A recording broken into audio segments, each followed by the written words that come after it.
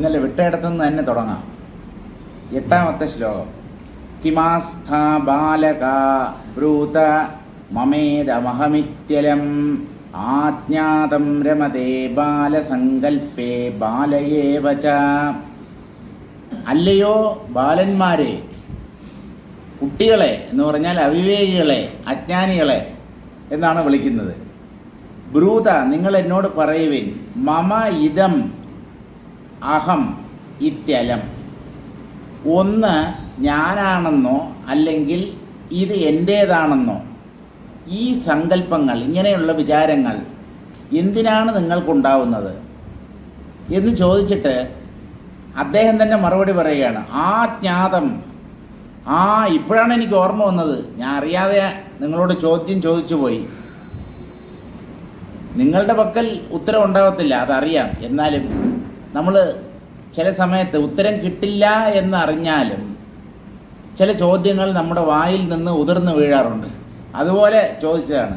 ചോദ്യം ചോദിച്ചു കഴിഞ്ഞപ്പോൾ മനസ്സിലായി, ഇപ്പം എനിക്ക് ഓർമ്മ വന്നു. എന്താണ്? ബാലസങ്കൽപ്പേ ബാലയേവ രമതേ. ബാലന്മാരുടെ സങ്കല്പത്തിൽ, അവരുടെ തെറ്റിദ്ധാരണകളിൽ അല്ലെങ്കിൽ മിഥ്യാധാരണകളിൽ ബാലന്മാർ തന്നെയാണ് രമിക്കുന്നത്. അറിവുള്ളവർ ബാലന്മാരുടെ സങ്കല്പങ്ങളെ അംഗീകരിക്കാറില്ല. കുഞ്ഞിന് കുഞ്ഞിൻ്റേതായിട്ടുള്ള ഒരു സങ്കല്പമുണ്ട്, അത് ഓരോന്നിനെയും തെറ്റായിട്ടാണ് മനസ്സിലാക്കുന്നത്. ഒരിക്കലും ഒരു കുട്ടി ഉള്ളതിനെ ഉള്ളതുപോലെ മനസ്സിലാക്കുന്നില്ല. അതിൻ്റെ മനസ്സ് വല്ലാണ്ട് ഭ്രമിച്ചിരിക്കുകയാണ്. അതുകൊണ്ട് ഈ തിളങ്ങുന്നതിലും മിന്നുന്ന വസ്തുക്കളിലും ഒക്കെയാണ് അതിന് മോഹം. അല്ലാതെ അതിൻ്റെ ഗുണമൂല്യം നിർണ്ണയിക്കാനുള്ള കഴിവ് കുട്ടികൾക്കില്ല. മിന്നുന്ന എന്തെങ്കിലും സാധനം കൊടുത്തു നോക്കൂ, അതിൽ ചാടിപ്പിടിക്കും കുട്ടികൾ. അല്ലാതെ അത് മിന്നുന്ന ഒന്നാണ്, അതിന് വിലയില്ല, മൂല്യം ഇല്ലാത്തതാണത് എന്നൊന്നും ചിന്തിക്കാനുള്ള ശക്തി കുട്ടികൾക്കില്ല. ഇപ്പോൾ കുട്ടികളുടെ സങ്കല്പത്തിൽ കുട്ടികൾ മാത്രമാണ് ഭ്രമിക്കുക. മുതിർന്നവരും അജ്ഞാനത്തിൻ്റെ കാര്യത്തിൽ കുട്ടികളെപ്പോലെ തന്നെയാണ്. അതുകൊണ്ട് ഞാൻ എൻ്റെ തുടങ്ങിയ വിചാരങ്ങൾ ഒരാളുടെ ഉള്ളിൽ എന്തുകൊണ്ട് പൊന്തുന്നു എന്ന് ചോദിച്ചാൽ അറിവില്ലായ്മ കൊണ്ട്. ആ അറിവില്ലായ്മയെ നീക്കാൻ ആരും ശ്രമിക്കുന്നില്ല. ഇനി നമുക്ക് 9ാമത്തെ പദ്യം വായിക്കാം. പൃഥ്വ്യാദ്യസദ്വിചാരൈർവാ വ്യർത്ഥം യാസ്യതി ജീവിതം കിഞ്ചിച്ച ന ജ്ഞാസ്യതി ഭോരാകാശക്ഷാളനോദ്യതഃ. പൃഥ്വി ആദി അസദ്വിചാരൈ. ഭൂമി മുതലായ പലതും ഇവിടെ ഉണ്ട് എന്ന തെറ്റിദ്ധാരണയിൽ കഴിയുന്നു മനുഷ്യർ. ഇവിടെ ഒരു ഭൂമിയുമില്ല, ജലവുമില്ല, അഗ്നിയുമില്ല, വായുവുമില്ല, ആകാശവുമില്ല. ഇതൊക്കെ വെറും വിഭ്രമങ്ങൾ മാത്രം. പക്ഷേ ഇതൊക്കെ ഉണ്ട്. ഈ പാഞ്ചഭൗതികമായ ലോകത്ത് ഞാൻ താമസിക്കുന്നു. ഞാനിവിടെ വലിയ കാര്യങ്ങളാണ് ചെയ്യുന്നത്. എനിക്ക് പലതും ചെയ്തു തീർക്കാനുണ്ട്, കർത്തവ്യം. ഈ കർത്തവ്യബോധം എന്നുള്ളത് മനുഷ്യർക്ക് അവശ്യം വേണ്ട ഒരു ഗുണമല്ലേ എന്ന് ചോദിച്ചാൽ, അജ്ഞാനം ഉള്ളിടത്തോളം കാലം കർത്തവ്യബോധം വേണ്ടതാണ്. ഒരു ജ്ഞാനിക്ക് ഇവിടെ ചെയ്തു തീർക്കേണ്ടതായിട്ടൊന്നുമില്ല. കാരണം എന്തെന്നോ, അവൻ ചെയ്യേണ്ടതൊക്കെ ചെയ്തു തീർത്ത് കഴിഞ്ഞു. എന്താണ് ചെയ്യേണ്ടത് ഒരാൾ ജീവിതത്തിൽ? ആത്മജ്ഞാനം നേടുക. അത് നേടിക്കഴിഞ്ഞാൽ പിന്നെ അയാൾക്ക് കൃത്യം എന്നൊന്നില്ല. കൃത്യം ചെയ്തു തീർക്കേണ്ടത്, കടമ, അങ്ങനെയൊന്നില്ല. നമ്മൾ ചെയ്യേണ്ടത് ചെയ്തു തീർക്കാത്തത് കൊണ്ടാണ് എന്തെങ്കിലുമൊക്കെ വീണ്ടും വീണ്ടും ചെയ്യണം എന്ന ചിന്ത ഉള്ളിൽ ഉണ്ടാകുന്നത്. പൃഥിവി മുതലായ അസത്ത് എന്ന് പറഞ്ഞാൽ പൊള്ളയായ കാഴ്ചകൾ, അതിനെ സത്യമെന്ന് കരുതി ഭ്രമിക്കുന്നു ജീവന്മാർ. വ്യർത്ഥം യാസ്യതി ജീവിതം. ഭ്രമിച്ചാൽ തെറ്റില്ല. ഭ്രമിച്ച് ഈ ഭ്രമത്തിൽ തന്നെ അവരുടെ ജീവിതം അവസാനിക്കുന്നു. ജീവിതത്തെ പാഴാക്കി കളയുന്നു. ഇഹചേതവേദീത് അധ സത്യമസ്തി നചേതിഹാവേദീത് മഹതീ വിനഷ്ടി. ഉപനിഷത്തിൻ്റെ പ്രഖ്യാപനമാണ്. നിങ്ങൾ ഇവിടെ എന്ന് പറഞ്ഞാൽ ഈ ലോകത്ത് മനുഷ്യ ശരീരത്തിൽ ഇരുന്നു കൊണ്ട് സത്യസാക്ഷാത്കാരം നേടിയാൽ നേടി എന്ന് പറയാം. അല്ലാതെ ഏതെങ്കിലും ഊർധ്വലോകങ്ങളിൽ ചെന്ന് സ്വർഗത്തിലോ അതിനേക്കാളും ഉയരെയുള്ള മറ്റു ലോകങ്ങളിൽ ചെന്ന് അവിടെ ചെന്ന് ഈ തത്വബോധം ഉറപ്പിക്കാം. സത്യസാക്ഷാത്കാരം അവിടെ വെച്ച് നേടാം എന്ന് കരുതിയാൽ നടപ്പില്ല. മനുഷ്യലോകത്തിൽ ഒരു വ്യക്തി ആത്മജ്ഞാനം നേടുന്നതാണ് ഏറ്റവും ശ്രേഷ്ഠം. ഇത്ര വ്യക്തതയോടുകൂടെ ഊർധ്വലോകങ്ങളിൽ ഒന്നിലും ആത്മസാക്ഷാത്കാരം നേടാൻ കഴിയില്ല. അതുകൊണ്ട് ഉപനിഷത്ത് പറയുന്നത് നിങ്ങൾക്ക് കിട്ടിയിരിക്കുന്നത് ഒരു സുവർണാവസരമാണ്, ഇതിനെ പാഴാക്കി കളയരുത്. ഇഹചേത് അവേദീത്, ഇവിടെ വെച്ച് നിങ്ങൾ ഈ ആത്മതത്വത്തെ സാക്ഷാത്കരിച്ചാൽ അധ സത്യമസ്തി, അത് സത്യമാണെന്ന് നിങ്ങൾക്ക് സ്വയം ബോധ്യപ്പെടും. ഞാൻ ആത്മാവാണ് എന്നുള്ള വ്യക്തമായ അറിവ് മനുഷ്യ ശരീരത്തിൽ ഈ ഭൂമുഖത്ത് കഴിയുമ്പോഴാണ് ഒരാൾക്ക് നേടാൻ കഴിയുന്നത്. അല്ല ഈ ജീവിതത്തിൽ കിട്ടിയില്ല, മറ്റേതെങ്കിലും ശരീരത്തിൽ അല്ലെങ്കിൽ മറ്റേതെങ്കിലും ലോകങ്ങളിൽ ചെന്ന് ഈ സാക്ഷാത്കാരം നേടാൻ പറ്റുകയില്ലേ എന്ന് ചോദിച്ചാൽ നചേതിഹാവേദീത്, ഇവിടെ വെച്ച് ഇതറിയുന്നില്ലെങ്കിൽ നമ്മുടെ ശരീരം പതിക്കുന്നതിന് മുമ്പ് ഞാൻ ആത്മാവാണെന്ന അറിവ് അനുഭവം ഇവിടെ വെച്ച് നേടുന്നില്ലെങ്കിൽ മഹതീ വിനഷ്ടിഹി, അത് നിങ്ങളെ സംബന്ധിച്ച് ഒരു വൻ നാശമായിരിക്കും. കാരണം എന്തെന്നോ, അടുത്തത് ഏത് ജന്മമാണെന്ന് പറയാൻ പറ്റില്ല. അടുത്തത് ഞാൻ മനുഷ്യനായി തന്നെ ജനിക്കും, അങ്ങനെയൊന്നും തീരുമാനിക്കണ്ട. മായയുടെ കുത്തൊഴുക്കിൽ അപൂർവമായിട്ടാണ് ഒരു ജീവന് മനുഷ്യ ശരീരം ലഭിക്കുന്നത്. അതുകൊണ്ട് ഇപ്പോൾ ഞാൻ മനുഷ്യനായി ജനിച്ചു എന്നതുകൊണ്ട് അടുത്ത ജന്മവും മനുഷ്യജന്മം തന്നെ ലഭിക്കും എന്ന് പറയാൻ പറ്റില്ല. അതുകൊണ്ടാണ് ദുർഗാനന്ദ സ്വാമി പറയുന്നത് വല്ല കുളക്കടവിലും വെച്ച് കണ്ടുമുട്ടാമെന്ന്. എന്ന് പറഞ്ഞാൽ എന്താ, തവളയായിട്ട്, തവളയോ മീനോ പാമ്പോ പഴുതാരയോ എലിയോ പെരിച്ചാഴിയോ പുഴുവോ കൃമിയോ കീടമോ ഒക്കെ ആയിട്ട്. ഹേയ്, അതൊക്കെ ഞങ്ങൾ വിശ്വസിക്കുന്നില്ല, അതൊക്കെ തെറ്റിദ്ധാരണയാണ്. ഒരിക്കൽ മനുഷ്യനായി ജനിച്ചു കഴിഞ്ഞാൽ പിന്നെ അയാൾക്ക് ഒരിക്കലും നീച യോനികളിൽ ജനിക്കേണ്ടി വരില്ല. ആ ധാരണ തെറ്റാണ്. ജന്മപരമ്പരകളിൽ അപൂർവമായി ഭഗവാൻ ഒരു ജീവനെ അനുഗ്രഹിക്കാൻ വേണ്ടി കനിഞ്ഞു തരുന്നതാണ് ഈ മനുഷ്യജന്മം.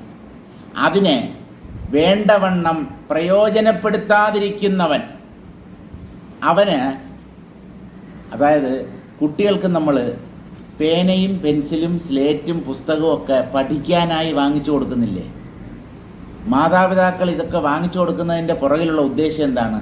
എൻ്റെ മോൻ നല്ലതുപോലെ പഠിക്കണം, നല്ല നിലയിലെത്തണം. പക്ഷേ ഇവൻ ഈ പേനയും പെൻസിലും ഒക്കെ കൊണ്ട് കുത്തിവരച്ചുകൊണ്ടാണ് ഇരിക്കുന്നതെന്ന് വിചാരിക്കുക. പഠിക്കുന്നതിൽ മാത്രം ഇവന് വലിയ താല്പര്യമൊന്നുമില്ല. പടവും വരച്ച് ഓരോ കളികളും കളിച്ച് അതിനു വേണ്ടിയാണോ ഈ പേനയും പുസ്തകവും ഒക്കെ അച്ഛനമ്മമാർ വാങ്ങിക്കൊടുക്കുന്നത്? അതുപോലെ നമുക്കൊരു അസുലഭ സന്ദർഭം ലഭിച്ചിരിക്കുന്നു, അതാണ് മനുഷ്യജന്മം. അതിനെ വേണ്ടവണ്ണം നമ്മൾ വിനിയോഗിക്കുന്നില്ല എന്ന് കണ്ടാൽ ദൈവം ആ ഒരു സൗകര്യം നമ്മിൽ നിന്ന് അദ്ദേഹം തിരിച്ചു പിടിക്കും. അതായത് ഇവനൊരു സന്ദർഭം കൊടുത്തിട്ടും ഇവൻ നന്നാവുന്നില്ല, ഇവൻ വീണ്ടും മായാദൃശ്യങ്ങളിൽപ്പെട്ട് ഭോഗങ്ങളിൽ മാത്രം ആസക്തനായി കഴിയുകയാണ്. അപ്പോൾ ഇവൻ എന്തിനാണ് മനുഷ്യജന്മം? ഇന്ദ്രിയ സുഖങ്ങൾ അനുഭവിക്കാനാണെങ്കിൽ ഏതെങ്കിലും ശരീരം മതി. എല്ലാ ജീവിക്കും ഉണ്ട് ഇന്ദ്രിയ സുഖങ്ങൾ. എല്ലാ ജീവികളും അല്പസ്വല്പ ഇന്ദ്രിയ സുഖങ്ങൾ അനുഭവിക്കുന്നു. അതിന് മനുഷ്യജന്മം തന്നെ ലഭിക്കണമെന്ന് നിർബന്ധമില്ല. മനുഷ്യജന്മത്തിൻ്റെ പ്രത്യേകത അല്ലെങ്കിൽ സവിശേഷത എന്ന് പറയുന്നത് മനുഷ്യബുദ്ധിക്ക് മാത്രമേ ഈ ആത്മാവിനെ വിചാരത്തിലൂടെ കണ്ടെത്താൻ പറ്റൂ എന്നുള്ളതാണ്. പക്ഷേ അതിന് മനുഷ്യൻ തയ്യാറാകുന്നില്ല എങ്കിൽ that faculty will be withdrawn by the God. ആ ഒരു സൗകര്യം, ആ ഒരു കഴിവ്, സവിശേഷത, മനുഷ്യബുദ്ധി അത് നിനക്ക് തന്നിട്ടും നീ പ്രയോജനപ്പെടുത്തിയില്ല. ഇനിയിപ്പോൾ വല്ല പാമ്പോ പഴുതാരയോ ഒക്കെ ആയി ഈ ലോകത്ത് നീ കഴിഞ്ഞാൽ മതി. അല്ല, അങ്ങനെ ദൈവം അത്ര നിഷ്ഠുരനാണോ? ഞാൻ എത്ര പ്രാവശ്യം അമ്പലത്തിൽ പോയിട്ടുണ്ട്, എന്തൊക്കെ പൂജയും വഴിപാടും ഒക്കെ ചെയ്തിട്ടുണ്ട്. എനിക്ക് ദൈവം അങ്ങനെ ഒരു ദുരവസ്ഥ ഉണ്ടാക്കി തീർക്കുമോ എന്ന് ചോദിച്ചാൽ ദൈവമല്ല, നമ്മുടെ കർമ്മങ്ങളാണ് നമ്മുടെ അടുത്ത ജന്മത്തെ തീരുമാനിക്കുന്നത്.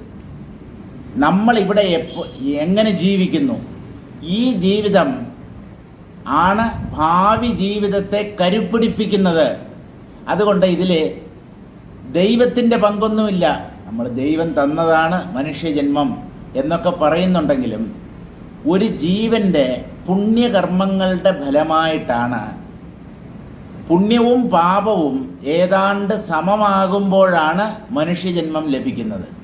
പുണ്യം കൂടുതലായാൽ ദേവന്മാരായി ജനിക്കാം. പാപമാണ് കൂടുതൽ ചെയ്യുന്നതെങ്കിൽ മനുഷ്യരെക്കാളും താണ നീച യോനികളിലായിരിക്കും നമ്മൾ ജനിക്കുക. അപ്പോൾ അതുകൊണ്ട് ഇതിനെ, ഈ മനുഷ്യ ജീവിതത്തെ വ്യർത്ഥമാക്കരുത്, പാഴാക്കി കളയരുത്. മനുഷ്യ ജീവിതം നൽകപ്പെട്ടതിന് ഒരു ഉദ്ദേശമുണ്ട്. അതാണ് ആത്മസാക്ഷാത്കാരം. അത് നമ്മൾ നേടണം, അല്ലെങ്കിൽ നേടാനുള്ള ഒരു ശ്രമമെങ്കിലും തുടങ്ങണം. കിട്ടിയില്ലെങ്കിലും കുഴപ്പമില്ല, അതിനൊരു ജീവിത ലക്ഷ്യമായി എന്തുകൊണ്ട് അംഗീകരിച്ചുകൂടാ? പക്ഷേ അങ്ങനെയല്ല. മനുഷ്യർ മായയിൽ മോഹിച്ച് പഞ്ചഭൂതങ്ങളെയും പാഞ്ചഭൗതിക ശരീരങ്ങളെയും സത്യമെന്ന് കരുതി ജീവിതത്തെ പാഴാക്കി കളയുന്നു. കിഞ്ചിച്ച ന ജ്ഞാസ്യതി ഭോഹോ. ഉള്ള ഒന്നിനെ മനുഷ്യർ അറിയുന്നില്ല. ഇല്ലാത്ത ഭ്രമദൃശ്യങ്ങളിലാണ് അവർക്ക് താത്പര്യവും ശ്രദ്ധയും ആശയും എല്ലാം. മായാദൃശ്യങ്ങളിലാണ് അവർ കുടുങ്ങിപ്പോകുന്നത്. കിഞ്ചിച്ച ന ജ്ഞാസ്യതി ഭോഹോ ആകാശക്ഷാളനോദ്യത. ആകാശത്തെ വെള്ളമൊഴിച്ച് കഴുകുന്നവരെ പോലെയാണ്. ആകാശം എന്ന് പറഞ്ഞാൽ സ്പേസ്. ആകാശത്തെ വെള്ളമൊഴിച്ച് കഴുകുന്നത് കൊണ്ട് എന്തെങ്കിലും പ്രയോജനമുണ്ടോ? ആകാശം ശുദ്ധമാകുമോ? ആകാശത്തിലുള്ള പൊടിപടലമോ പുകയോ വെള്ളം കൊണ്ട് കഴുകിയാൽ നീങ്ങുമോ? ഇല്ല. അതായത് പാഴ്വേലയാണ് ചെയ്യുന്നത് മനുഷ്യർ. ആത്മസാക്ഷാത്കാരത്തിനുള്ള ശ്രമം ചെയ്യാതെ മറ്റ് പല കാര്യങ്ങളിലുമാണ് അവർക്ക് ശ്രദ്ധ. അവർ ആകാശത്തെ കഴുകി വെടിപ്പാക്കാൻ ശ്രമിക്കുന്നവരെ പോലെയാണ്. അതിൻ്റെ വ്യാഖ്യാനം കൂടെ വായിക്കാം.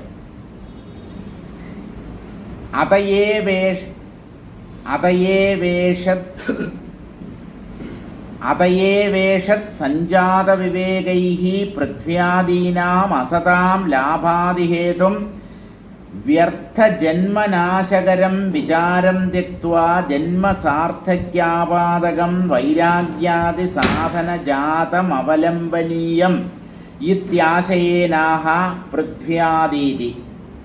ഈഷത് സഞ്ജാത വിവേകൈഃ.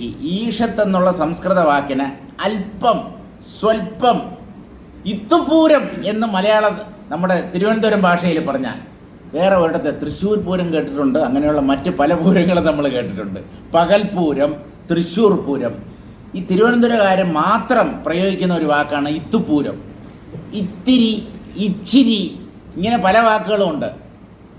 ഇതിൻ്റെ നേരെ വിപരീതമുണ്ട്. ധാരാളം, അത് കുഴപ്പമില്ല. തോനെ, തോനെ.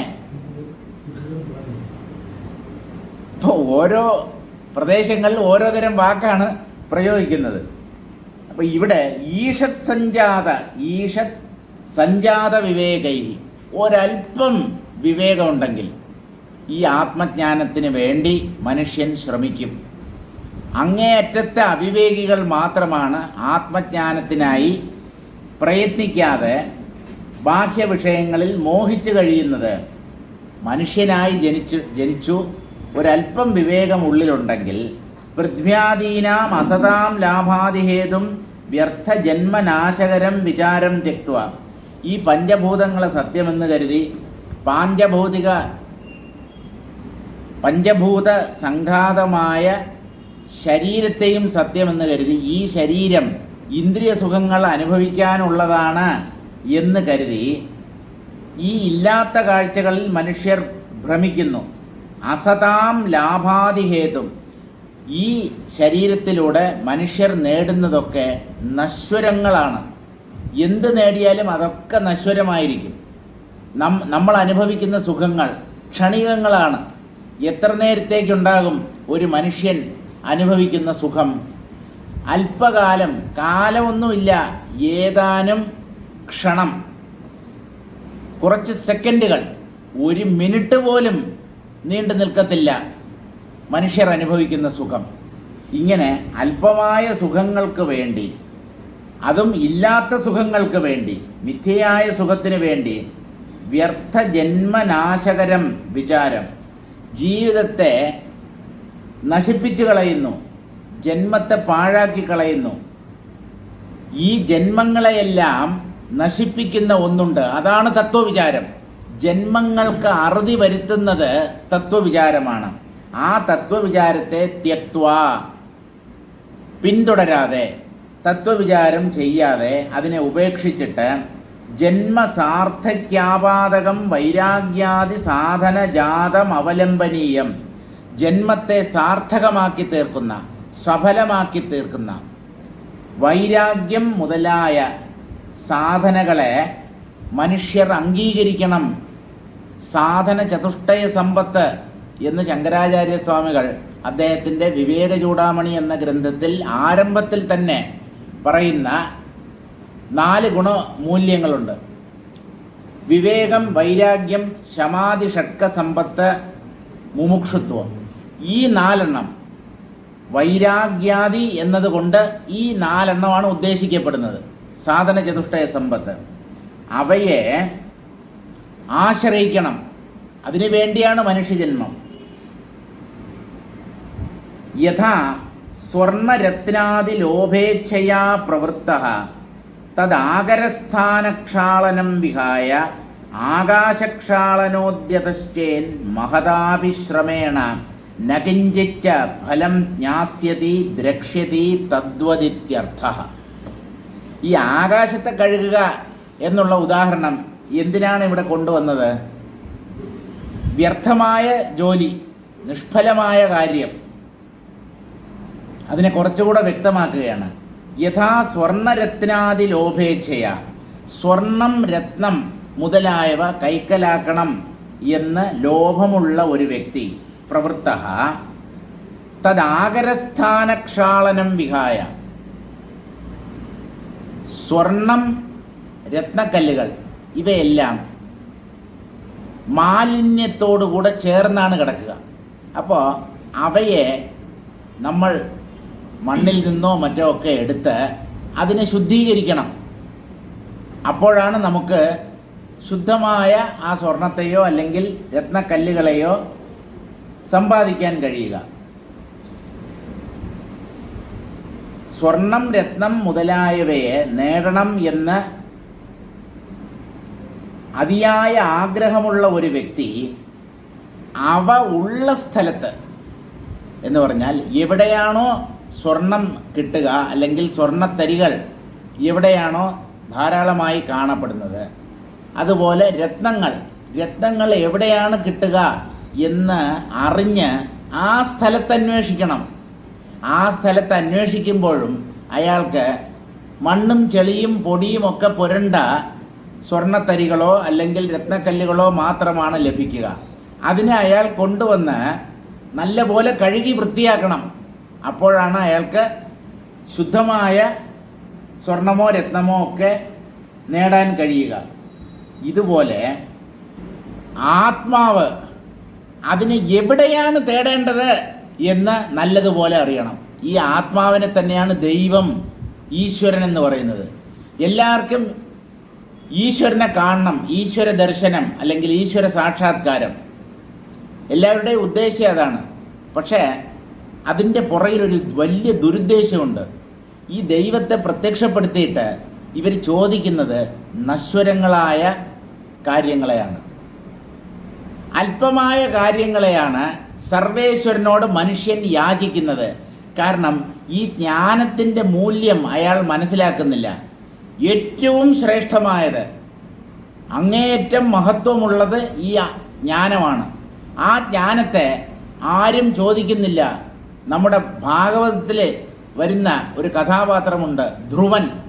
ആ ധ്രുവന് പോലും അബദ്ധം പറ്റിയെന്നാണ് അവസാനം അദ്ദേഹത്തിൻ്റെ വാർദ്ധക്യത്തിൽ ധ്രുവൻ ദുഃഖിക്കുന്നതായി ഭാഗവതത്തിൽ പറയുന്നുണ്ട്. 5 വയസ്സിൽ മഹാവിഷ്ണുവിനെ പ്രത്യക്ഷപ്പെടുത്തിയ ആളാണ്. അച്ഛൻ്റെ മടിയിലിരിക്കാൻ കഴിഞ്ഞില്ല എന്ന ഒരു വിഷമം കാരണം രണ്ടാനമ്മ വഴക്ക് പറഞ്ഞു, അച്ഛൻ്റെ മടിയിലിരിക്കാൻ പാടില്ല, അച്ഛൻ്റെ മടിയിലിരിക്കാൻ എൻ്റെ വയറ്റിൽ പിറക്കണം. നീ സുനീതിയുടെ വയറ്റിലാണ് പറഞ്ഞത്, ഞാൻ സുരുചിയുടെ വയറ്റിൽ ജനിച്ചാൽ അച്ഛൻ്റെ മടിയിലിരിക്കാനുള്ള സൗഭാഗ്യം നിനക്ക് ലഭിക്കൂ എന്ന് പറഞ്ഞ് അച്ഛൻ്റെ മടിയിൽ നിന്ന് ഇറക്കി വിട്ടു. ചെറിയ കുട്ടിയാണ്. അത് പാവം കരഞ്ഞോണ്ട് അമ്മയുടെ അടുത്ത് വന്നു. അപ്പോൾ സുനീതി പറഞ്ഞു, നമുക്കൊന്നും ചെയ്യാൻ പറ്റില്ല, കാരണം നിൻ്റെ അച്ഛൻ ആ സ്ത്രീയുടെ അടിമയാണ്, എന്നെക്കാളും ഇഷ്ടം സുരുചിയോടാണ്. അതുകൊണ്ട് നമ്മുടെ വാക്കുകൾക്ക് വലിയ വില കൽപ്പിക്കാറില്ല. ഒരു കാര്യം ചെയ്യൂ, നീ ഭഗവാനെ തന്നെ ശരണം പ്രാപിക്കൂ, ദൈവത്തെ തപസ് ചെയ്ത് പ്രത്യക്ഷപ്പെടുത്തൂ, എന്നിട്ട് നിൻ്റെ ആഗ്രഹം അദ്ദേഹത്തോട് ഉണർത്തിക്കൂ. അങ്ങനെയാണ് ഇപ്പോൾ ഈ 5 വയസ്സുള്ള കുട്ടിക്ക് തപസ് എന്താണെന്നോ എവിടെയാണ് തപസ് അനുഷ്ഠിക്കേണ്ടതെന്നോ ഉള്ള കാര്യമൊന്നും അറിയില്ല. എന്തായാലും ആ രാജധാനിയിൽ നിന്ന് ധ്രുവൻ യാത്രയാവുകയാണ്. യാത്രയായി എങ്ങോട്ട് പോകണമെന്നറിയില്ല. അങ്ങനെ പോകുമ്പോൾ നമുക്ക് എപ്പോഴെങ്കിലുമൊക്കെ ഈ ആധ്യാത്മിക വിഷയങ്ങളിൽ ബുദ്ധിമുട്ട് ഉണ്ടാകുമ്പോൾ അങ്ങനെയുള്ള സാധകന്മാരെ അദൃശ്യമായ ഒരു ശക്തി സഹായിക്കും. ഇത് നല്ലതുപോലെ മനസ്സിലായിക്കോളൂ. മനുഷ്യരൂപത്തിലുള്ള ഒരു ഗുരുവിനെ കിട്ടിയില്ല, നല്ല പുസ്തകങ്ങൾ കിട്ടിയില്ല, നല്ല വ്യാഖ്യാനം എനിക്ക് നേടാൻ കഴിഞ്ഞില്ല, അങ്ങനെയുള്ള വിഷമമൊന്നും വേണ്ട. നിങ്ങൾക്ക് യഥാർത്ഥത്തിൽ ആത്മസാക്ഷാത്കാരം നേടണം എന്ന ആഗ്രഹമുണ്ടെങ്കിൽ ഈശ്വരാനുഗ്രഹം ഏതെങ്കിലും വ്യക്തികളിലൂടെ നിങ്ങളുടെ അടുത്തെത്തും. ദൈവം നേരിട്ട് പ്രത്യക്ഷപ്പെട്ട് നമ്മളെ ഒന്നും സഹായിക്കാൻ പോകുന്നില്ല. മനുഷ്യരൂപത്തിലോ അല്ലെങ്കിൽ പുസ്തക രൂപത്തിലോ ഒക്കെയാണ് ദൈവം എന്നും സാധകന്മാരെ സഹായിച്ചിട്ടുള്ളത്. ഈ നാരദ മഹർഷി, അദ്ദേഹം ശാശ്വതമായ ഒരു തത്വമാണ് എന്നാണ് ഭാഗവതം പറയുന്നത്. അവർക്കൊന്നും മരണമില്ല. വേദവ്യാസൻ, വാൽമീകി, നാരദ മഹർഷി ഇവരൊക്കെ ശാശ്വതമായ തത്വങ്ങളാണ്. പ്രപഞ്ചം ഉള്ളിടത്തോളം കാലം ഇവർ ഉണ്ടാവും. പക്ഷേ സൂക്ഷ്മ ശരീരികളായിട്ട് സഞ്ചരിക്കും ഇവർ എന്നുള്ളത് മാത്രമേ ഉള്ളൂ. അപ്പോൾ ഇങ്ങനെ വിഷമിച്ച് എങ്ങോട്ട് പോകണമെന്നറിയാതെ നിൽക്കുന്ന ധ്രുവൻ്റെ അടുത്ത് നാരദ മഹർഷി എത്തുകയാണ്. എന്നിട്ട് പറഞ്ഞു, കുഞ്ഞെ, നീ മധുവനത്തിലേക്ക് ചെന്ന് അവിടെ തപസ് ചെയ്യൂ. മധുവനം എന്ന് പറയുന്നത് ഒരു കാടാണ്. ആ കാട്ടിൽ ചെന്ന് മഹാവിഷ്ണുവിനെ തപസ് ചെയ്യൂ. മഹാവിഷ്ണുവിൻ്റെ രൂപം ഈ കുട്ടി കണ്ടിട്ടുണ്ടാവും. പക്ഷേ എന്താണ് തപസ്? അപ്പോൾ ഒരു മന്ത്രം ഉപദേശിച്ചു കൊടുക്കുകയാണ് നാരദ മഹർഷി ധ്രുവന്. അതാണ് പ്രസിദ്ധമായ ദ്വാദശാക്ഷരീ മന്ത്രം. ഏതാണ് ദ്വാദശാക്ഷരീ മന്ത്രം? ഓം നമോ ഭഗവതേ വാസുദേവായ. ഓം നമോ ഭഗവതേ വാസുദേവായ. കറക്റ്റ് 12 അക്ഷരമുണ്ട്. അപ്പോൾ ഈ ദ്വാദശാക്ഷരീ മന്ത്രം, പഞ്ചാക്ഷരീ മന്ത്രമാണ് നമഃശിവായ. ഓം ശരവണഭവായ എന്നുള്ളത് ഷഡക്ഷര മന്ത്രമാണ്. ഇങ്ങനെ അക്ഷരങ്ങളുടെ എണ്ണത്തിൻ്റെ അടിസ്ഥാനത്തിൽ മന്ത്രങ്ങളെ തരംതിരിച്ചിട്ടുണ്ട്. അഷ്ടാക്ഷരി, നവാക്ഷരി. നവാക്ഷരി മന്ത്രം ദേവിയെ കുറിച്ചുള്ള മന്ത്രമാണ്. നിങ്ങൾ ഏതെങ്കിലും ഒരു മന്ത്രം അംഗീകരിക്കും. ചിലരുണ്ട് എല്ലാ മന്ത്രങ്ങളെയും കയറി അങ്ങനെ പിടിക്കും. പലമരം കണ്ട തച്ചൻ ഒരു മരവും വെട്ടത്തില്ല. നല്ലതുപോലെ മനസ്സിലായിക്കോളൂ. നിങ്ങൾ മന്ത്രം, സാധന അങ്ങനെ എന്തെങ്കിലും അംഗീകരിക്കുന്നുണ്ടെങ്കിൽ ഒരെണ്ണത്തെ അംഗീകരിക്കൂ. അതിൽ പിടിച്ചാൽ പിടിവിടരുത്. ആ ഒന്നിൽ തന്നെ ഉറച്ചു നിൽക്കണം. ഒരു 6 മാസം പഞ്ചാക്ഷരി മന്ത്രം ജപിച്ചു. വലിയ പ്രയോജനമൊന്നുമില്ല. അത് ജപിക്കാൻ തുടങ്ങിയതിന് ശേഷമാണ് 2 പ്രാവശ്യം എനിക്ക് ആക്സിഡൻറ്റ് പറ്റിയത്. ഈ പഞ്ചാക്ഷരിയാണോ ഇയാൾക്ക് റോഡപകടത്തിന് കാരണം? പക്ഷേ മനുഷ്യരുടെ വിചാരം ഇതാണ്. അച്ഛിദ്രം എന്ന് പറഞ്ഞിട്ടൊരു മന്ത്രമുണ്ട്. അച്ഛിദ്രം, ഛിദ്രങ്ങളെല്ലാം തീരാനുള്ള, ഛിദ്രം തടസ്സം, ജീവിതത്തിൽ ഒരു മനുഷ്യനുണ്ടാകാവുന്ന തടസ്സങ്ങളൊക്കെ മാറ്റി കൊടുക്കുന്ന, അതിന് ശക്തിയുള്ള ഒരു മന്ത്രമാണ് അച്ഛിദ്ര മന്ത്രം. ഞങ്ങൾ പഠിക്കാൻ പോയി ഒരു പുരോഹിതൻ്റെ അടുത്ത്. അപ്പം നമ്മുടെ കൂടെ ഒരു കക്ഷിയും കൂടെ വന്നു. അങ്ങേര് അച്ഛിദ്ര മന്ത്രം പഠിക്കാൻ തുടങ്ങി. ഏതാണ്ട് ഒരാഴ്ച കഴിഞ്ഞപ്പോൾ അങ്ങേരുടെ സ്കൂട്ടറിൽ വേറെ ഏതോ കാറോ എന്തോ ഒന്ന് തട്ടി ഇയാൾ ഒരു 2-3 ദിവസം ആശുപത്രി കിടക്കേണ്ടി വന്നു. അയാളുടെ തീരുമാനം എന്ന് പറഞ്ഞാൽ അച്ഛിദ്ര മന്ത്രം പ്രയോജനമില്ല. ഞാൻ മിണ്ടാതെ ഇരിക്കുമ്പോൾ എനിക്ക് ഒരു കുഴപ്പമില്ലായിരുന്നു. ഇപ്പം ഇത് പഠിക്കാൻ തുടങ്ങി ഒരു 3-4 ദിവസം കഴിഞ്ഞപ്പോൾ ഒരു വണ്ടി വന്ന് തട്ടി. ധനനഷ്ടം, മാനഹാനിയില്ല, ധനനഷ്ടവും ശരീരത്തിൽ വേദനയും. അതുകൊണ്ട് അച്ഛിദ്രം പ്രയോജനമില്ലാത്തതാണ്. അങ്ങനെയൊന്നും തീരുമാനിക്കേണ്ട. നിങ്ങളുടെ ഭൗതികമായ ലാഭമല്ല മന്ത്രങ്ങളിലൂടെ നേടാൻ ശ്രമിക്കേണ്ടത്. മന്ത്രങ്ങൾക്ക് ആധ്യാത്മികമായ ചില പ്രയോജനങ്ങളുണ്ട്. അതായിരിക്കണം നമ്മുടെ ലക്ഷ്യം. അപ്പോൾ ഭഗവാനെ പ്രത്യക്ഷപ്പെടുത്തി കഴിഞ്ഞാൽ എന്താണ് ഒരു വ്യക്തി അദ്ദേഹത്തോട് ചോദിക്കുക എന്ന് നമുക്ക് പറയാൻ പറ്റില്ല. ഓരോ വ്യക്തിയും ഓരോന്നായിരിക്കും ചോദിക്കുക. അവയെല്ലാം ഭൗതിക ലാഭങ്ങൾ മാത്രമായിരിക്കും. ഇപ്പോൾ മധുവനത്തിലേക്ക് യാത്രയായി ധ്രുവൻ. അവിടെ ചെന്ന് ഓം നമോ ഭഗവതേ വാസുദേവായ എന്ന ദ്വാദശാക്ഷരി മന്ത്രം നിരന്തരം ഉരുവിട്ടു. ആദ്യത്തെ 1 മാസം കിഴങ്ങുകൾ, കായ്കനികൾ ഇതൊക്കെ ഭക്ഷിച്ചുകൊണ്ടിരുന്നു. അത് കഴിഞ്ഞിട്ടുള്ള 1 മാസം ഇലകൾ മാത്രം ഭക്ഷിച്ചുകൊണ്ടിരുന്നു. പിന്നീടുള്ള 1 മാസം വെള്ളം മാത്രം കുടിച്ചുകൊണ്ടിരുന്നു. ഇങ്ങനെയൊക്കെയാണ് തപസ്സനുഷ്ഠിച്ചത്. അവസാനം മഹാവിഷ്ണു മുമ്പിൽ പ്രത്യക്ഷപ്പെട്ടു. കുഞ്ഞെ, നിനക്ക് എന്താണ് വേണ്ടത്? നിന്റെ ആഗ്രഹം എന്നോട് ഉണർത്തിക്കൂ എന്ന് പറഞ്ഞു. ധ്രുവൻ ചോദിച്ചത് അനശ്വരമായ സ്ഥാനം എനിക്ക് വേണം. അനശ്വരമായ സ്ഥാനം എന്ന് പറഞ്ഞാൽ സാപേക്ഷമായി വളരെ കാലം നാശമില്ലാതെ ഒരു സ്ഥലത്ത് കഴിയണം. ഇതാണ് ചോദിച്ചത്. അങ്ങനെയാണ് ആ ധ്രുവനാണ് ധ്രുവ നക്ഷത്രമായി ആകാശത്തിൽ പ്രകാശിക്കുന്നത് എന്നുള്ളതാണ് നമ്മുടെ സങ്കല്പം. ധ്രുവ നക്ഷത്രം. അപ്പോൾ പ്രകാശം ചൊരിയുന്ന ഒരു നക്ഷത്രമായി കൊല്ലങ്ങളോളം, സഹസ്രാബ്ദങ്ങളോളം ആകാശത്തിൽ അങ്ങനെ പ്രകാശിച്ചു നിൽക്കാം. അതാണ് ധ്രുവൻ മഹാവിഷ്ണുവിനോട് ചോദിച്ചത്. അതെല്ലാം ചോദിച്ചു. മഹാവിഷ്ണു വരം നൽകിയിട്ട് അപ്രത്യക്ഷനായി. അവസാനം ധ്രുവൻ്റെ വാർദ്ധക്യത്തിൽ ആ സർവേശ്വരൻ എൻ്റെ മുമ്പിൽ പ്രത്യക്ഷപ്പെട്ടിട്ടും ഞാൻ അദ്ദേഹത്തോട് മോക്ഷം ചോദിച്ചില്ലല്ലോ, എനിക്ക് മോക്ഷം വേണം എന്ന് ചോദിച്ചില്ലല്ലോ എന്ന് ദുഃഖിക്കുന്നതായി ഭാഗവത്തിൽ പറയുന്നുണ്ട്. അതായത് ഈശ്വരൻ നമ്മുടെ മുമ്പിൽ പ്രത്യക്ഷപ്പെട്ടാൽ പോലും നമ്മുടെ തലവിധി എന്താണോ അതിനനുസരിച്ച് നമുക്ക് ചോദിക്കാൻ തോന്നും. കാരണം നമ്മൾ ചെയ്ത പുണ്യപാപങ്ങളുണ്ടല്ലോ, അത് പ്രവർത്തിക്കും. അത് പ്രവർത്തിച്ചിട്ട് ശ്രേഷ്ഠമായത്, അത്യന്തം മഹത്തായ ഒന്നിനെ ചോദിക്കാൻ നമുക്ക് തോന്നില്ല. ഇപ്പോൾ നമ്മൾ പറഞ്ഞുകൊണ്ട് വരുന്ന കാര്യം, പഞ്ചഭൂതാത്മകമായ പ്രപഞ്ചത്തിൽ മനുഷ്യർ ജീവിതത്തെ പാഴാക്കിക്കളയുന്നു. ജീവിച്ച് ഓരോ ദിവസം ചെല്ലുന്തോറും നമ്മൾ മരണത്തോട് അടുത്തുകൊണ്ടിരിക്കുകയാണ്. ഇത് മനുഷ്യർ അറിയുന്നില്ല. മരണം എന്നുള്ളത് വളരെ വിദൂരത്തിലുള്ള ഒന്നാണ്.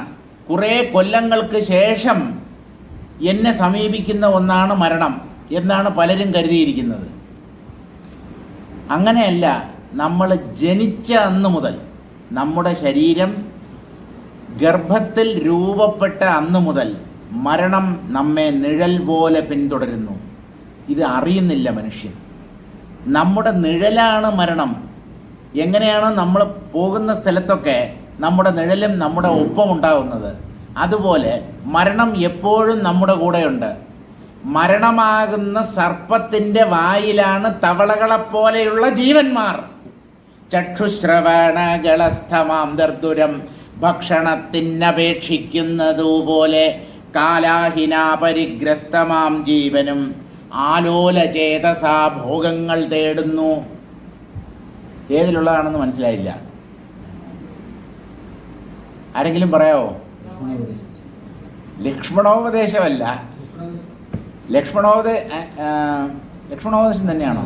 ശരിയാ, ലക്ഷ്മണോപദേശം തന്നെ. എഴുത്തച്ഛൻ്റെ അധ്യാത്മരാമായണം കിളിപ്പാട്ട്. എന്താണ്? ലക്ഷ്മണോപദേശം തന്നെ. വത്സസൗമിത്രേ കുമാര നീ കേൾക്കണം മത്സരാദ്യം വെടിഞ്ഞെന്നുടെ വാക്കുകൾ എന്നാണ് അത് തുടങ്ങുന്നത്. അപ്പോൾ ചക്ഷുശ്രവണ ഗളസ്ഥമാം ദർദുരം. ചക്ഷുശ്രവണൻ പാമ്പ്, ദർദുരം തവള. പാമ്പിൻ്റെ വായിലകപ്പെട്ടിരിക്കുന്ന തവള തൻ്റെ മുന്നിലൂടെ പറന്നു പോകുന്ന കീടങ്ങളെയോ ഈച്ചകളെയോ ഒക്കെ നാവ് നീട്ടി പിടിക്കാൻ ശ്രമിക്കുന്നത് പോലെയാണ് മനുഷ്യർ ഭോഗങ്ങൾക്ക് വേണ്ടി മോഹിക്കുന്നത്. ഈ തവള തന്നെ പാമ്പിൻ്റെ വാക്കകത്താണ്. എപ്പോൾ വേണമെങ്കിലും പാമ്പ് അതിനെ വിഴുങ്ങാം. അങ്ങനെയുള്ളപ്പോൾ തൻ്റെ മുമ്പിൽ പറന്നു പോകുന്ന ഒരു ഇര, ആ ഇരയെ ഭക്ഷിക്കണം, ഭക്ഷിച്ച് തൻ്റെ വിശപ്പ് തീർക്കണം എന്ന് ആഗ്രഹിക്കുന്ന തവളകളെപ്പോലെയാണ് ഈ ജീവന്മാർ. കാലമാകുന്ന കാളസർപ്പത്തിൻ്റെ വായിലാണ് ജീവന്മാരുടെ നില. ആ ജീവനാണ് ഇന്ദ്രിയ സുഖങ്ങൾ അനുഭവിക്കാൻ ശ്രമിക്കുന്നത്. ഇതിൽ പരം മോഹമോ വിഡ്ഢിത്തമോ മറ്റെന്താണുള്ളത്? ഭക്ഷണത്തിനപേക്ഷിക്കുന്നു. കാലാഹിന പരിഗ്രസ്തമാം ജീവനും ആലോലചേതസാ ഭോഗങ്ങൾ തേടുന്നു. ചഞ്ചലമായ മനസ്സുകൊണ്ട് ആ മനസ്സിലുണ്ടാകുന്ന ആഗ്രഹങ്ങളാൽ പ്രേരിപ്പിക്കപ്പെട്ട് ഭോഗങ്ങളുടെ പുറകെയാണ് മനുഷ്യർ പോകുന്നത്. അപ്പം അങ്ങനെയാണ് മനുഷ്യർ ജീവിതത്തെ പാഴാക്കി കളയുന്നത്. നമ്മൾ ആ വ്യാഖ്യാനം പൂർത്തിയാക്കിയില്ല. സ്വർണരത്നാദി ലോഭേച്ഛയാ പ്രവൃത്തഃ തദാകര സ്ഥാനക്ഷാളനം വിഹായ. സ്വർണം, രത്നം തുടങ്ങിയവ കൈക്കലാക്കാൻ ആഗ്രഹിക്കുന്ന അല്ലെങ്കിൽ ആർത്തി പൂണ്ട ഒരു വ്യക്തി അവ ഉള്ള സ്ഥലത്ത് ചെല്ലണം. എന്നിട്ട് ആ രത്നമോ അതുപോലെയുള്ള വസ്തുക്കളെയോ കൈക്കലാക്കി അതിനെ കഴുകി വൃത്തിയാക്കണം. അല്ലാതെ ആകാശക്ഷാളനോദ്യത ചേത് മഹതാഭിശ്രമേണ നകിഞ്ചിച്ച ഫലം ജ്ഞാസ്യതി ദ്രക്ഷ്യതി തദ്വദിത്യർത്ഥഃ. ഉള്ളത് ആത്മാവാണ്. അതിനെ നേടാൻ ശ്രമിക്കാതെ ഇല്ലാത്ത ബാഹ്യ വിഷയങ്ങൾ ഉണ്ടെന്ന് മനുഷ്യർ കരുതുന്ന സുഖത്തിന് വേണ്ടി അവൻ പായുന്നു. ആ പദാർത്ഥങ്ങളും വാസ്തവത്തിലില്ല. അതൊക്കെ മായക്കാഴ്ചകളാണ്. അവയിൽ നിന്ന് കിട്ടുന്നു എന്ന് ഇവൻ കരുതുന്ന സുഖം അതും മിഥ്യയാണ്. ഇങ്ങനെ മിഥ്യയായ വസ്തുക്കളിലുള്ള മിഥ്യയായ സുഖത്തെ അന്വേഷിച്ച് അവയെ അനുഭവിക്കാൻ വേണ്ടി മനുഷ്യൻ ജീവിതത്തെ വ്യർത്ഥമാക്കി കളയുന്നു. രത്നക്കല്ലുകളെ ശുദ്ധീകരിച്ച് അവയെ കഴുകി വൃത്തിയാക്കി സ്വന്തമാക്കുന്നതിന് പകരം ശൂന്യമായ ആകാശത്തെ കഴുകി വൃത്തിയാക്കുന്നത് പോലെ നിഷ്പ്രയോജനമാണ് മനുഷ്യരുടെ കർമ്മങ്ങൾ. നമ്മൾ കഷ്ടപ്പെട്ട് നേടുന്നതെല്ലാം ഒരു ദിവസം നമ്മെ വിട്ട് അകലും, അല്ലെങ്കിൽ നമ്മൾ മരിച്ചു പോകും. നമ്മൾ നേടിയതൊക്കെ എന്നെങ്കിലും നമ്മൾ ഉപേക്ഷിച്ചേ പറ്റൂ. ഒന്നുകിൽ ആ വസ്തു നമ്മളിൽ നിന്ന് അകലും, അല്ലെങ്കിൽ നമ്മൾ ഇവിടുന്ന് യാത്രയാകും. അപ്പം ആ വിയോഗം എന്ന് പറയുന്നത് ഒഴിവാക്കാൻ പറ്റാത്തതാണ്. അങ്ങനെയുള്ളപ്പോൾ ഒരിക്കലും നമ്മെ വിട്ട് പിരിയാത്ത എന്തെങ്കിലും ഉണ്ടോ? എന്നും എനിക്ക് മാത്രമായിട്ടുള്ളത്, എൻ്റെ സ്വന്തമായിട്ട് എൻ്റെ ഒപ്പം നിൽക്കുന്ന എന്തെങ്കിലും ഉണ്ടോ? അത് തന്നെയാണ് ആത്മാവ്. ആ ആത്മാവിനെ നിങ്ങൾ ഒരിക്കലും വിട്ടുപിരിയില്ല. കാരണം ഞാനെന്ന ജീവഭാവത്തിൻ്റെയും അധിഷ്ഠാനമായി വർത്തിക്കുന്ന സത്യമാണ്. അതിനെ കിട്ടിക്കഴിഞ്ഞാൽ അതിന് പിന്നെ ഒരിക്കലും നമ്മൾ നഷ്ടപ്പെടേണ്ട കാര്യമില്ല. അതൊരിക്കലും നമ്മെ വിട്ട് പിരിയില്ല. അപ്പോൾ ഭോഗങ്ങളുടെ പുറകെ പോകുന്നത് നിഷ്പ്രയോജനമാണ്. അങ്ങനെ ഭോഗങ്ങൾ അനുഭവിക്കാൻ വേണ്ടി മനുഷ്യർ ജീവിച്ച് ജീവിതത്തെ തന്നെ വ്യർത്ഥമാക്കി തീർക്കുന്നു. അങ്ങനെയുള്ളവർക്ക് മഹത്തായ ശ്രമം കൊണ്ട് ഒന്നും കിട്ടില്ല. ജീവിതം മുഴുവൻ എന്തൊക്കെയോ ചെയ്തു. നമുക്ക് ആധ്യാത്മിക സാധനകളുടെ കാര്യം തന്നെ എടുക്കാം. എന്തൊക്കെയോ വായിച്ചു, എന്തൊക്കെയോ പഠിച്ചു, എന്തൊക്കെയോ ചെയ്തു.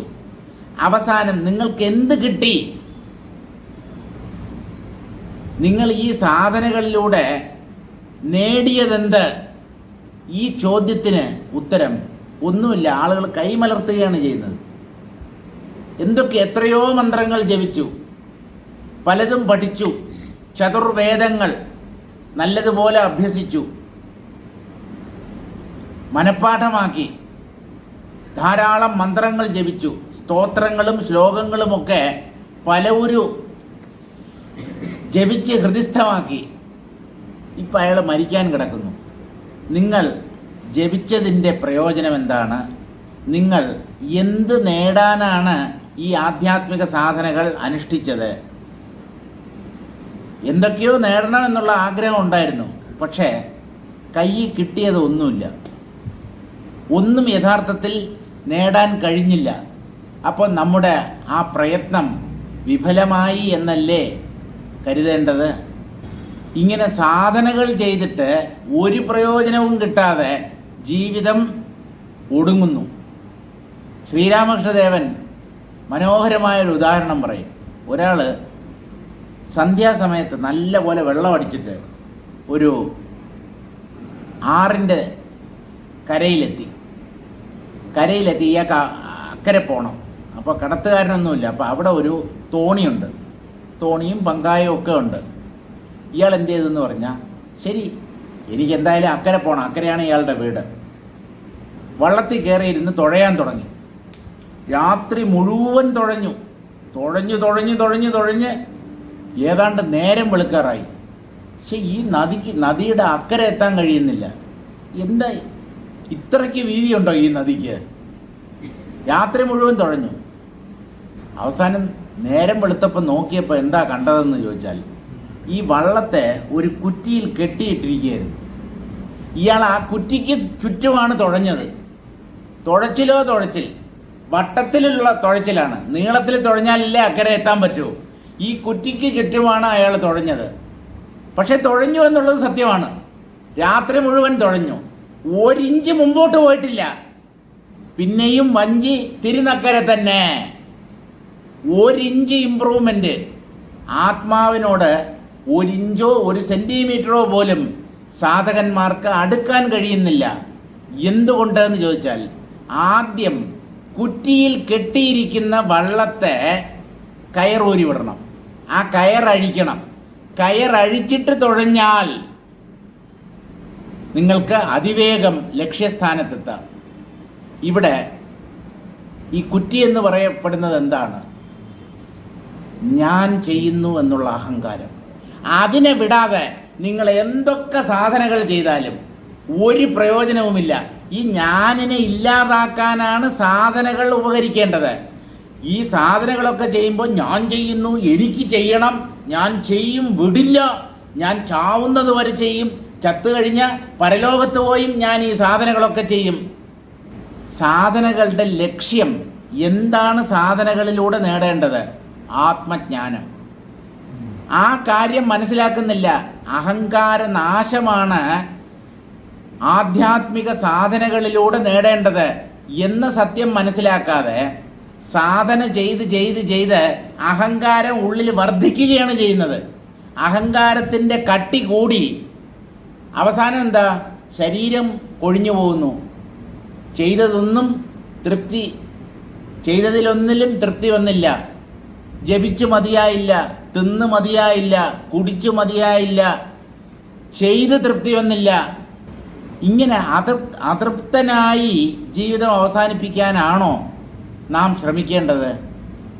സാധനകൾ എന്നെങ്കിലും ഒരു ദിവസം ഉപേക്ഷിക്കപ്പെടേണ്ടതാണ്. ഇത് നല്ലതുപോലെ അറിഞ്ഞുകൊണ്ട് വേണം സാധന ചെയ്യാൻ ആരംഭിക്കാൻ. ഒരു യാത്ര പോലെയാണ് ഈ ആധ്യാത്മിക സാധനകൾ എന്ന് പറയുന്നത്. യാത്ര, നമ്മളൊരു ബസ്സിൽ കയറുന്നു അല്ലെങ്കിൽ ഒരു ട്രെയിനിൽ കയറുന്നു. അവിടെ തന്നെ കഞ്ഞി വെച്ച് കുടിക്കാനാണോ? ട്രെയിനിൽ തന്നെ ശിഷ്ടജീവിതം നയിക്കാനാണോ ബസ്സിലോ ട്രെയിനിലോ ഒക്കെ മനുഷ്യർ കയറുന്നത്? അല്ല, നമ്മുടെ ലക്ഷ്യസ്ഥാനത്തെത്തുക. അതിന് ഒരു വാഹനമോ ഒരു ഉപാധിയോ ആയിട്ട് മാത്രമാണ് നമ്മൾ ഈ കാറ്, ബസ്, ട്രെയിൻ മുതലായവ അംഗീകരിക്കുന്നത്. അപ്പം നമ്മുടെ ലക്ഷ്യസ്ഥാനം എത്തിക്കഴിഞ്ഞാൽ വണ്ടിയിൽ നിന്ന് ഇറങ്ങണം. എന്നെങ്കിലും ഇറങ്ങാൻ വേണ്ടിയാണ് ഞാൻ വണ്ടിയിൽ കയറുന്നത് എന്ന വ്യക്തമായ ബോധത്തോടു കൂടി വേണം ഓരോ യാത്രക്കാരനും വണ്ടിയിൽ കയറേണ്ടത്. അല്ലെങ്കിൽ എന്ത് പറ്റുമെന്ന് ചോദിച്ചാൽ, കുറേ നേരം ആ ബസ്സിൽ ഇരിക്കുമ്പോൾ, ആ സീറ്റിൽ ഇരുന്ന് അങ്ങനെ ആ സുഖമൊക്കെ അനുഭവിക്കുമ്പോൾ ഇവിടെ തന്നെ അങ്ങ് കിടപ്പ് തുടങ്ങിയാലോ? അവസാനം ലക്ഷ്യസ്ഥാനത്ത് എത്തുമ്പോൾ കണ്ടക്ടർ വന്ന് വിളിക്കുമ്പോൾ, എനിക്ക് വല്ലാണ്ടങ്ങ് ഇഷ്ടപ്പെട്ടു കേട്ടോ ഈ സീറ്റ്, ഇതിലിരിക്കുമ്പോൾ നല്ല സുഖം, ഞാൻ ഇവിടെ തന്നെ അങ്ങ് ഇരിക്കാം. കഴുത്തിന് പിടിച്ച് പുറത്താക്കുക അയാൾ. വാഹനം യാത്ര ചെയ്യാനാണ്. യാത്ര എന്തിനുള്ളതാണ്? ലക്ഷ്യസ്ഥാനത്തെത്താൻ. ലക്ഷ്യസ്ഥാനത്ത് എത്തിക്കഴിഞ്ഞാൽ വണ്ടിയിൽ നിന്ന് ഇറങ്ങണം. അല്ലാതെ അതിനകത്ത് തന്നെ കഞ്ഞി വെച്ച് കുടിച്ച് അവിടെ തന്നെ കിടക്കാനല്ല. അതൊരിക്കലും ചെയ്യരുത്. അപ്പോൾ സാധനകളുടെ അന്തിമ ലക്ഷ്യം എന്താണ് എന്ന് ചോദിച്ചാൽ, മനസ്സിനെ പവിത്രീകരിച്ച് ആത്മജ്ഞാനം തത്വവിചാരത്തിലൂടെ നേടി ഈ സാധനകൾ അവസാനിപ്പിക്കണം.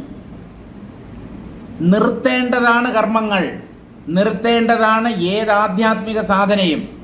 ഇത് മനസ്സിലാക്കാതെ ഞാൻ ചെയ്യും, എനിക്ക് ചെയ്യാതിരിക്കാൻ പറ്റില്ല, ചെയ്തേ അടങ്ങൂ, ചാവുന്നത് വരെ, പഞ്ചേന്ദ്രിയങ്ങളും തളർന്നാലും ഞാൻ ചെയ്യും. അഞ്ചിന്ദ്രിയങ്ങളും മനസ്സും ശരീരവും തളർന്നു കഴിഞ്ഞാൽ പിന്നെ നിങ്ങളെ കൊണ്ട് എന്തിനു കൊള്ളാം? എന്തിനു കൊള്ളാന്ന് പറഞ്ഞപ്പോൾ ഒരു പഴയ തമാശ ഓർമ്മ വരികയാണ്. അർണോസ് പാതിരി, അദ്ദേഹം ഒരു ക്രിസ്തീയ പുരോഹിതനായിരുന്നു, മഹാപണ്ഡിതനാണ്, സംസ്കൃതവും മലയാളവും ഒക്കെ നല്ലതുപോലെ പഠിച്ച വ്യക്തിയാണ്. പക്ഷേ ആള് വിദേശിയാണ്, ഇന്ത്യക്കാരനല്ല. വിദേശി ഇവിടെ വന്നിട്ട് സംസ്കൃതവും മലയാളവും ഒക്കെ നല്ലതുപോലെ പഠിച്ചു. അപ്പോൾ അർണോസ് പാതിരി ഇങ്ങനെ നടന്നു വരികയാണ്. അപ്പോൾ അവിടെ വേറൊരാൾ, അയാൾ നല്ല പണ്ഡിതനാണ്, അയാളുടെ പേര് കൃഷ്ണൻ മൂത്തത് എന്നാണ്. ഈ മൂത്തത് ഇളയത് എന്നൊക്കെ പണ്ട് പേരിൻ്റെ കൂടെ ചേർക്കാറുണ്ട്. അപ്പോൾ കൃഷ്ണൻ മൂത്തത്, ആ കൃഷ്ണൻ മൂത്തത് എന്ന് പറയും ആ വ്യക്തി റോഡിൽ കൂടെ നടന്നു വരികയാണ്. അർണോസ് പാതിരിയെ വഴിയിൽ വെച്ച് കാണുകയാണ്. അപ്പോൾ ഈ കൃഷ്ണൻ മൂത്തതിൻ്റെ കൂടെ അദ്ദേഹത്തിൻ്റെ ഒരു ബാല്യക്കാരനോ സുഹൃത്തോ ഒരാളുണ്ട്. അപ്പോൾ ഈ സായിപ്പിനിട്ടൊരു പൊട്ട് കൊടുക്കാമെന്ന് വിചാരിച്ചിട്ട് പറഞ്ഞു, ശങ്കര, പാതിരി എന്തിനു കൊള്ളാം എന്ന് ചോദിച്ചു. പാതിരി എന്ന് പറഞ്ഞൊരു മരമുണ്ട്, ആ മരത്തിൻ്റെ തടി കൊണ്ടാണ് വില്ലുണ്ടാക്കുന്നത്, നല്ല പോലെ വളയുന്നതാണ്. അപ്പോൾ ഇദ്ദേഹം പാതിരിയാണല്ലോ. പാതിരി എന്ന് പറഞ്ഞാൽ ഫാദർ എന്നർത്ഥം.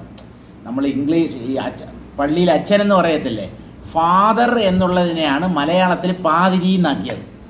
അപ്പോൾ അദ്ദേഹത്തിനിട്ടൊരു കൊട്ട് കൊടുക്കാൻ വേണ്ടി തൻ്റെ സുഹൃത്തിനോടോ അല്ലെങ്കിൽ ആ വേലക്കാരനോട് ചോദിച്ചു, ശങ്കര, പാതിരി എന്തിനു കൊള്ളാമെന്ന്. അപ്പം ആ മറ്റേ വ്യക്തിക്ക് സംഭവം പിടികിട്ടി. ഇദ്ദേഹത്തിന് ഇട്ടൊരു കൊട്ട് കൊടുക്കാമെന്ന് വിചാരിച്ച്. പാതിരി എന്തിനു കൊള്ളാമെന്ന് ചോദിച്ചപ്പോൾ, വില്ലിന് കൊള്ളാം, വില്ലുണ്ടാക്കാൻ കൊള്ളാം എന്ന് പറഞ്ഞു. അർണോസ് പാതിരി വിടുവോ? എനിക്കിട്ട് വെച്ചതാണെന്ന് അദ്ദേഹത്തിന് മനസ്സിലായി. അദ്ദേഹം പറഞ്ഞു, മൂത്തതായാൽ വളരെ നല്ലത്. ഇദ്ദേഹത്തിൻ്റെ പേര് കൃഷ്ണൻ മൂത്തതാണ്. അതായത് നല്ല വിളഞ്ഞ, നല്ല വളർച്ച മുറ്റിയ പാതിരിയുടെ പാതിരി മരത്തിൻ്റെ തടിയാണെങ്കിൽ വില്ലുണ്ടാക്കാൻ വളരെ ഉത്തമമാണ് എന്ന് പറഞ്ഞു.